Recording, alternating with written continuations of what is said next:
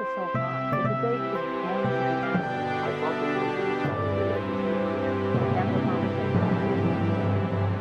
hot. Hi, I'm Todd Purdum. And I'm Dee Dee Myers. Welcome to another edition of Capital Conversation. Dee Dee, this seems to be the week that John McCain remembered who he was. He ran an ad calling himself the original Maverick. What do we make of this? Well, I think it's a sign of just how kind of off-put he is by this whole election. That's an ad I think that a Democrat could have run. It said he's the guy who took on big drug companies, big oil, Wall Street. He's the the one that wants to shake things up, reform politics, to change America. And I thought, boy, that you could have put Barack Obama's picture and run the same text of most of that ad. I think it shows that they think the Republican Party, the Republican brand, is in trouble. Is a drag. The thing that's kind of sad is they both said this would be an election in which they fought on the high ground. They wouldn't indulge in personal attacks. McCain said he'd never attack Obama's patriotism. Obama said he liked the idea of going to town halls with McCain.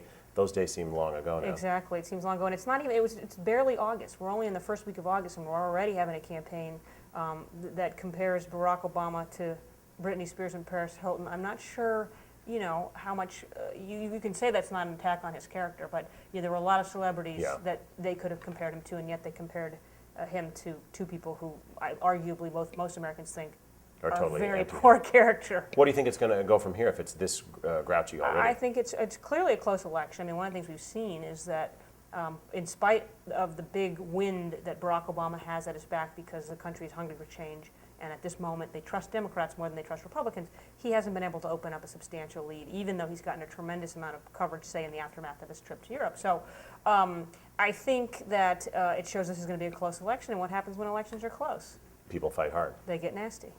Another big bit of news this week continues to involve your former boss, Bill Clinton, and his seeming unwillingness to get quite over the hump and embrace Barack Obama 100%. Right. I mean, we've both watched Bill Clinton up close and personal across many years, and one of the things that, a theme that repeats itself is that he makes mistakes and says things that he maybe doesn't mean, or maybe he means but he wouldn't have said publicly when he's tired.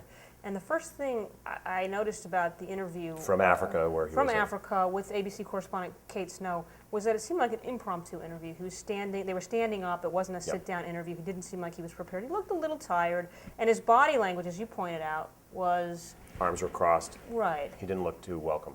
And so from the very beginning, you kind of go, why this and why now? Now, Senator Clinton's going out on the road for him, though, the end of this week in Nevada, later in Florida. She seems to have her heart in the game now. Occasionally spouses' objectives and interests diverge in this business, honey. We don't know anything about that. Yeah, no. And I think she'll go out there. I think she's, look, we've all seen Hillary rise above sometimes controversies created by her husband, even when he is intending to be helpful to her. This week, alert VF readers will know that the style issue's on the newsstands, and it features Carla Bruni, the French First Lady, on the cover. There's only one American political figure who makes the best dressed list inside, and who's that? Michelle Obama. Do we see shades of Jackie O here? What's going on? Absolutely. I think it's interesting. Barack Obama was born in 1961, the year that John Kennedy became president, and there's been a lot of people have compared Michelle Obama to Jackie Kennedy, that she's young, she's attractive, she's stylish, she has these young children, she's an attentive mother, and I think there's every reason to believe that if she becomes First Lady, that people will focus a great deal on her style, and she'll have the opportunity and the burden of being a style icon. I don't think I have any risk of knocking Matt Lauer off the list. I don't know, you look pretty nice. We'll see you soon for another Capital Conversation, though. Thanks for joining us.